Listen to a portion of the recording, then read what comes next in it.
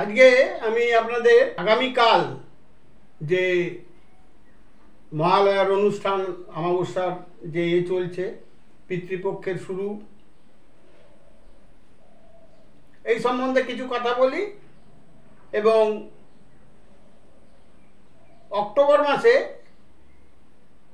প্রথমেই বলে নিই অক্টোবর মাসে মকর রাশির কেমন যাবে। মকর রাশি জাতকরা এই অক্টোবর মাসে একটু বেশি সুবিধা পাবেন, আর্থিক দিক থেকে শুভ হবে। ফাটকা যোগ রয়েছে, লটারিতে ধনসম্পত্তি থেকে কিছু আয় আসতে পারে, যেটা আপনার কাছে বাঞ্ছিত নয় এরকম কোনো অর্থ আপনার কাছে আসতে পারে, আসবেও। তো এই সময়টা, এই মাসটা, অক্টোবর মাসটা আপনাদের বেশ ভালোই যাবে বলে আমার মনে হয়, বেশ ভালো যাবে। এই সময়টার জন্যে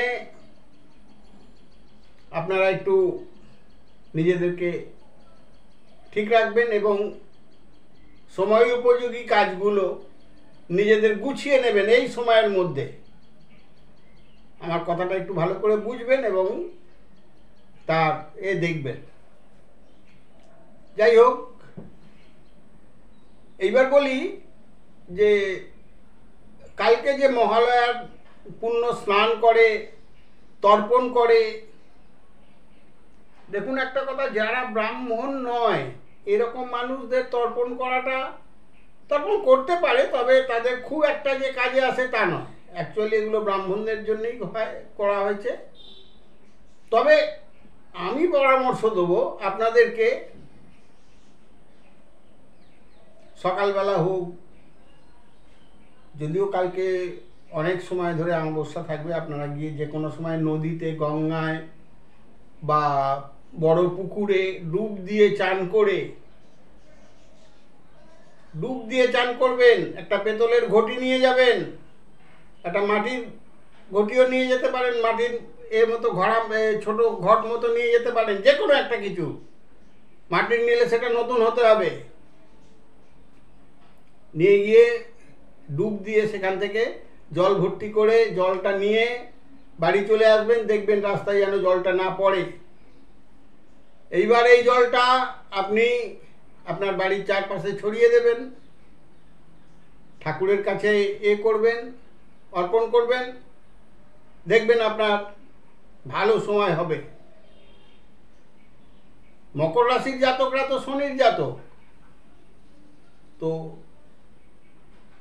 এই গঙ্গা জল এবং নদীর জল বা বড় পুকুরের জল যদি আপনি বাড়ির পাশে ছড়িয়ে দেন বা ছিটিয়ে দেন, তাহলে অনেকটা উপকার পাওয়া যাবে, অনেক। এ ব্যাপারে আপনাদের যাতে উন্নতি হয়, যাতে আপনাদের আরও অগ্রগতি হয় আপনাদের জীবনের এবং ভালোভাবে কাটে, সেইগুলোই আমি আপনাদের বলছি। একটা কথা মধ্যিখানে বলে রাখি যে আপনারা আমার চ্যানেলটা দেখেন, কিন্তু অনেকেই এটাকে যদি পছন্দ হয় তবে লাইক করবেন, না হলে সাবস্ক্রাইব করবেন।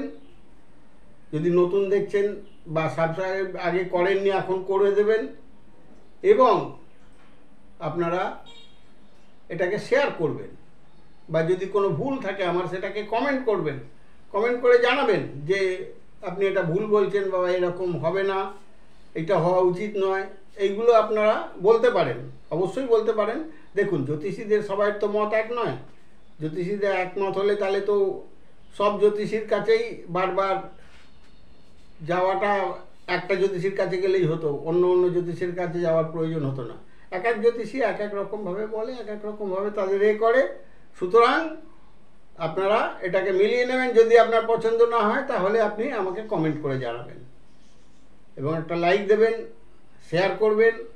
যদি নতুন হন বা যদি আপনারা এখনও সাবস্ক্রাইব করেননি, সাবস্ক্রাইব করে দেবেন। এগুলো করতে কিন্তু কোনো পয়সা খরচ হয় না, মনে রাখবেন। এগুলো করতে কোনো পয়সা খরচা হয় না। যদি আপনার পছন্দ হয় তাহলে আপনি করে দেবেন। নমস্কার।